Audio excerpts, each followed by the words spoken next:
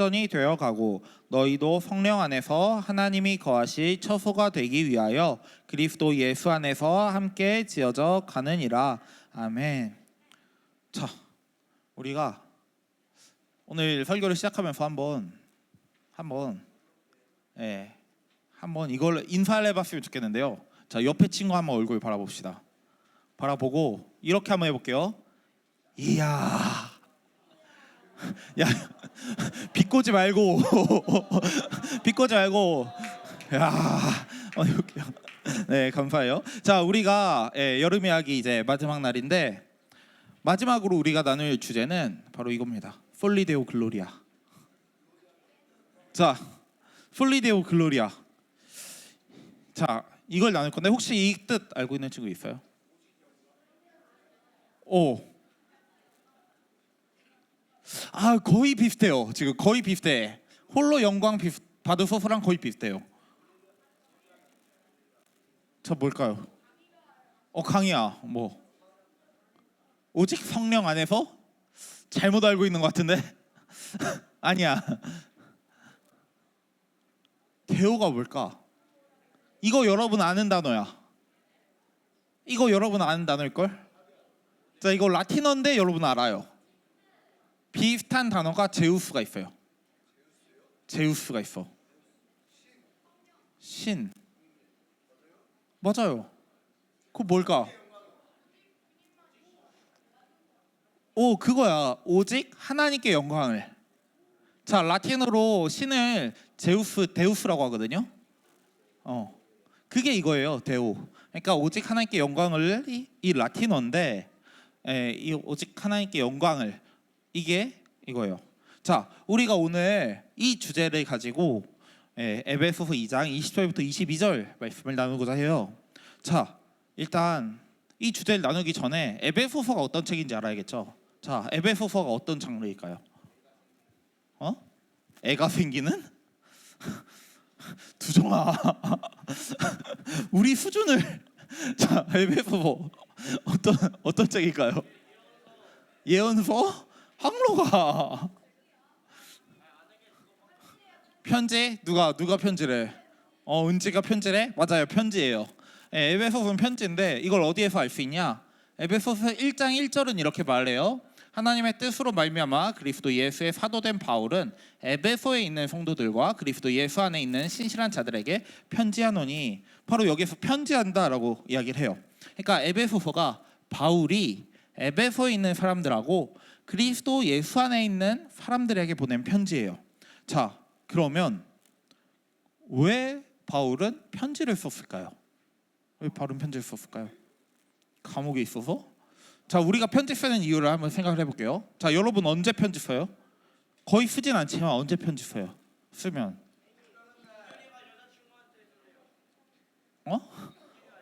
민열이가 여자친구한테 쓴대? 넌 여자친구한테 안 써?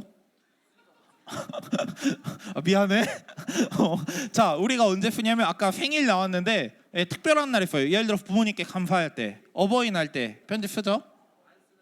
안 쓴다고? 그것도 회개 좀 하고. 자, 그리고 두 번째 언제 써요? 생일날도 쓸 수 있고 스승의 날도 쓰고. 아까 민율이 나왔는데 민율이처럼 여자친구한테 편지 쓸 때, 고백할 때 쓰겠고.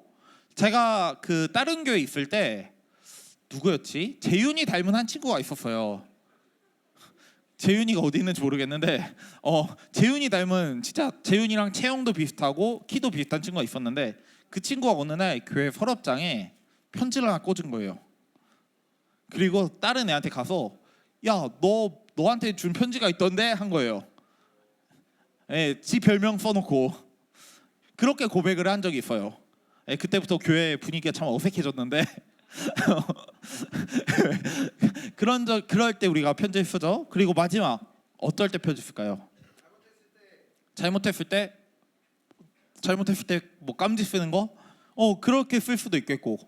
또 언제 써볼까? 뭐라고? 빵 셔틀 시킬 때? 야, 누구야 엎드려. 이 점 엎드려. 자 언제 편지를 쓰냐면 아마 항의하거나 진지하게 뭔가 알려줄 때 또 편지를 쓸 수 있겠죠. 옛날 같은 경우는 문자가 없을 거 아니야. 우리가 뭐 문자로 보내거나 인스타 DM으로 보내는 것처럼 옛날에는 뭔가 알려줄 때 편지를 썼어요. 자, 그러면 바울은 어떤 이유로 편지를 썼을까요? 부모님께 감사할 때? 바울이 고백할 때? 아니요, 마지막 세 번째예요. 바울이 뭔가를 알려주기 위해 편지를 썼어요. 자, 그러면 바울은 에베소 교인들한테 어떤 걸 알려줬을까요? 자신이 어디에 있는지? 아니에요. 하나님에 대한 거? 비슷한데 좀 달라요. 아니야. 하나님 아니야. 좀 다른 걸 말했어요. 자, 어떤 걸 알려주려고 했을까요? 민호야, 뭐 어떤 걸 알려주려고 했을까? 알았어. 어떤 걸 알려주려고 했을까?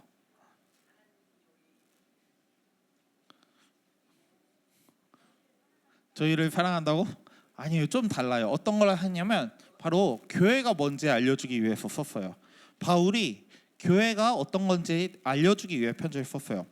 자, 그럼 바울은 교회를 뭐라고 할까요? 이렇게 말해요. 함께 앞에 PPT 보여서 한 목소리로 읽도록 하겠습니다. 시작.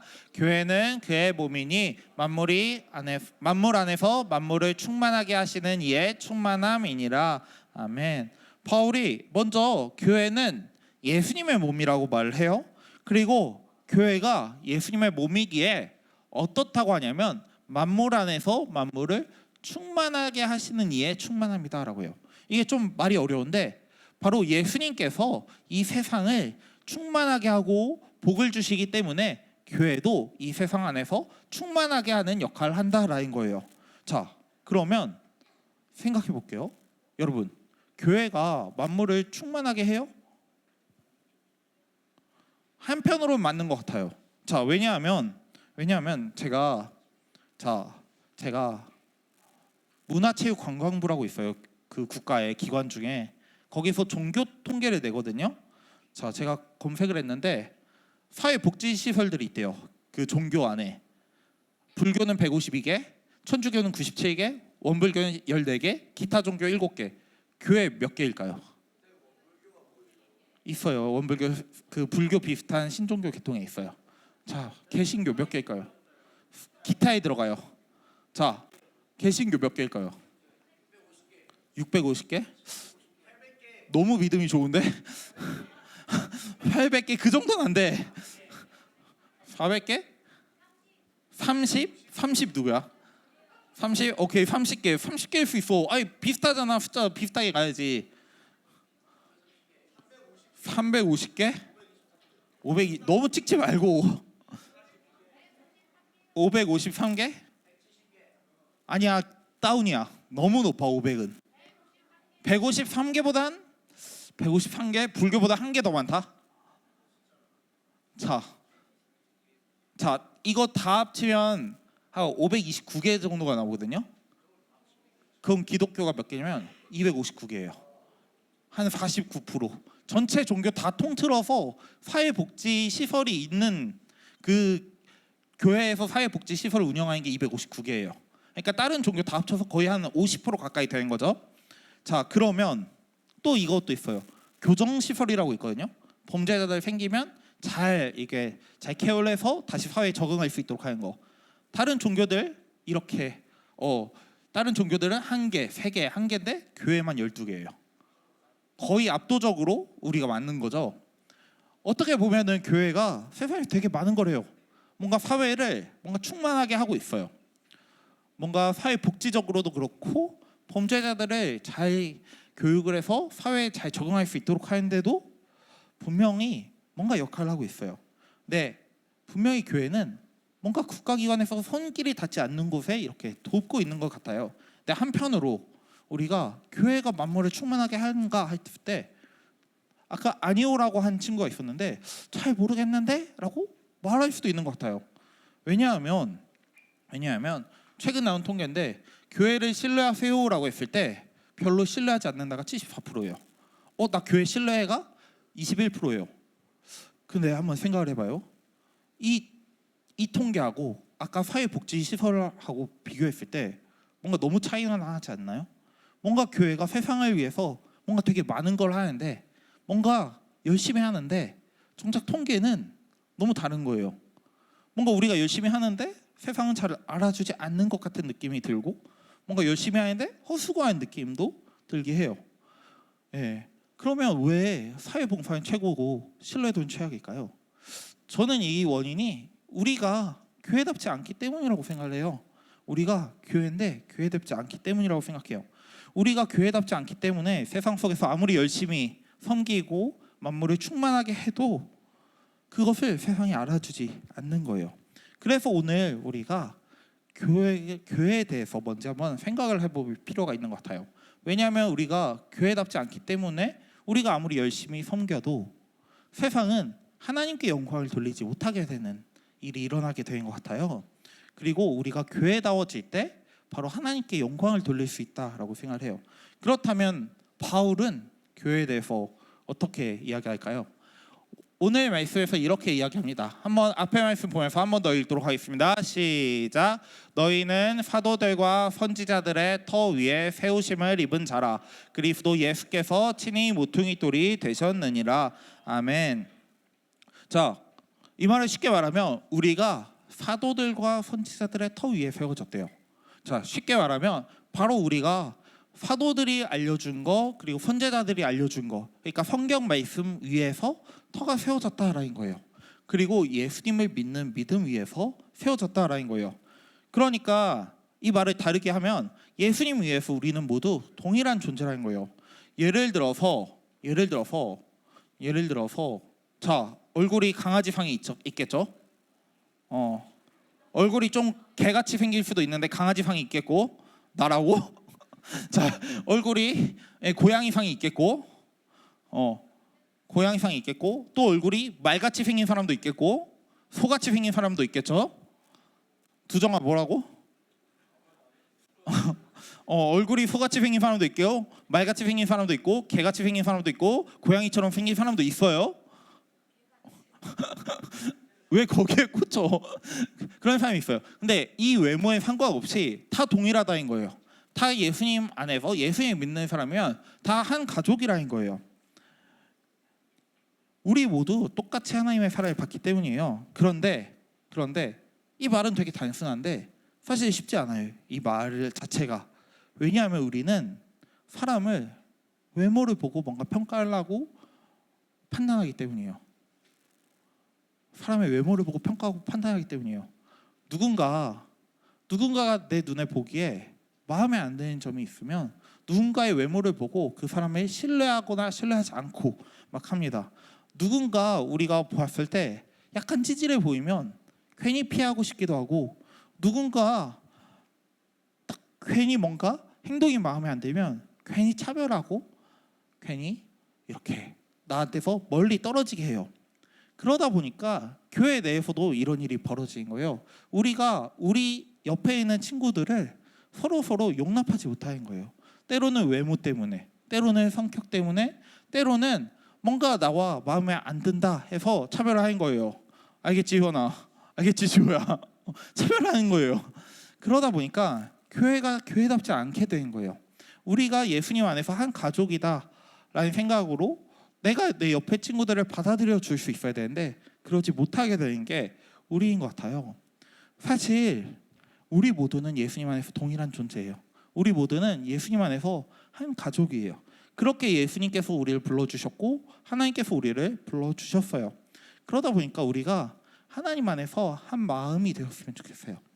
한 뜻이 되었으면 좋겠어요. 오늘 우리 21절 말씀 보면 여기 있는데 성령 안에서 하나님께서 거하실 처소가 우리라고 이야기를 해요. 우리가 정말로 성령을 받은 사람이라면, 예수님을 만난 사람이라면 우리가 정말로 한 마음과 한 뜻이 되었으면 좋겠어요. 최소한 여기에 분명히 그런 친구들이 있을 거예요. 쟤는 좀 싫다. 쟤는 좀 싫다 하는 친구들이 있을 거예요. 분명히. 나라고? 쟤는 좀 싫고 쟤는 좀 마음에 안 들어 하는 친구가 분명히 있을 거예요. 없을 수가 없죠. 100명이 모여 있는데 여기에서 나와 안 맞고 나와 성격이 다른 친구가 없겠어요? 분명히 있을 거예요. 근데 최소한 우리가 나한테 짜증나고 때로는 정말로 귀찮고 정말로 나를 화나게 하는 친구가 있더라도 최소한 우리가 하나님을 믿는 마음으로 그 친구를 품어줬으면 좋겠어요. 혹은 품지는 못하더라도 너무 화가 나서 품지는 못하더라도 그 친구가 하나님께 사랑을 받는 존재임을 우리가 인정했으면 좋겠어요. 그리고 우리가 한 공동체로 세워졌으면 좋겠어요. 그럴 때 우리는 최소한 지금은 비록 교회답지 않고 때로는 다투지만 그럼에도 불구하고 우리가 내 옆에 있는 나의 원수 같은 친구, 짜증나는 친구를 받아줄 때 우리는 느리지만 꾸준하게 하나님 안에서 한 공동체로 세워져 갈 거예요. 22절은 이렇게 말해요. 너희도 성령 안에서 하나님이 거하실 처소가 되기 위하여 그리스도 예수 안에서 함께 지어져 가느니라. 여기에서 무슨 말을 할까요? 그리스도 예수 안에서 함께 지어져 간다라고 해요. 사실 우리는 완전히 교회다운 모습이 못 이룰 수도 있어요. 완전히 우리가 한 마음과 한 뜻이 못 될 수도 있어요. 그런데 우리에게 중요한 거는 가는 거예요. 우리가 그 방향으로 가는 거예요. 내가 내 옆에 있는 친구, 내 옆에 있는 조금 내 마음에 안 드는 사람이 있더라도 그 사람을 조금씩 받아주기 시작할 때 우리는 예수님 안에서 한 마음을 가진, 한 뜻을 가진 공동체가 되어갈 수 있을 거예요. 우리 바울의 오늘 말씀을 기억했으면 좋겠어요. 우리가 최소한 예수님을 만날 사람이라면, 예수님을 믿는 사람이라면 정말로 우리가 나의 원수를, 나를 짜증나게 하고 나에게 시비 터는 그 친구를 조금씩이라도 받아주는 연습을 했으면 좋겠어요. 그리고 내 옆에 있는 친구들을 받아주고 화해하고 서로 사랑하는 그런 존재가 되었으면 좋겠어요. 그럴 때 이 세상은 우리의 모습을 보면서, 원수마저도 품어주는 우리의 모습을 보면서 아, 정말로 교회가 사람을 바꾸고 세상을 충만하게 하는구나 라고 느끼게 될 거예요. 우리가 세상을 위해 일을 하는 것도 중요하지만 동시에 우리에게 중요한 것은 우리끼리 서로 한 마음과 한 뜻이 되는 거예요. 정말로 예수님께서 이 세상을 위해 어떤 일을 하셨는가를 생각하면서 우리끼리 서로 사랑하고 살아가는 것이 정말로 중요해요. 우리 ING가 그러한 공동체가 되었으면 좋겠습니다. 우리 옆에 있는 친구들이 하나님 안에서의 걸작품이에요. 우리 아까 시작하면서 제가 인사를 했죠. 이야라고. 누군가는 분명히 이랬을 거예요. 야, 진짜 몰골 봐라라고 생각을 하는 친구들이 있었을 거예요. 조항록도처럼 민율이 그런 친구들이 있었을 거예요, 분명.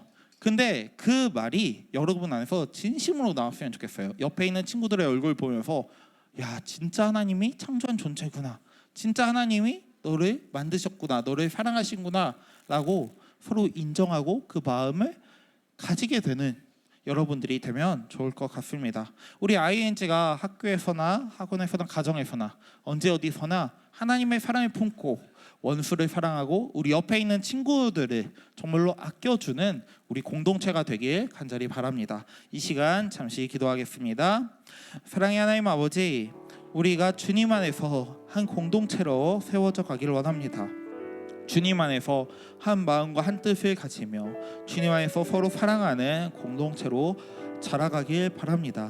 때로 비록 지금은 옆에 있는 친구가 믿기도 하고 옆에 있는 나의 원수 같은 친구들이 있지만 그럼에도 불구하고 우리가 그 친구들을 한 명씩 마음에 품어주고 용납하는 공동체가 될 수 있도록 함께하여 주시옵소서.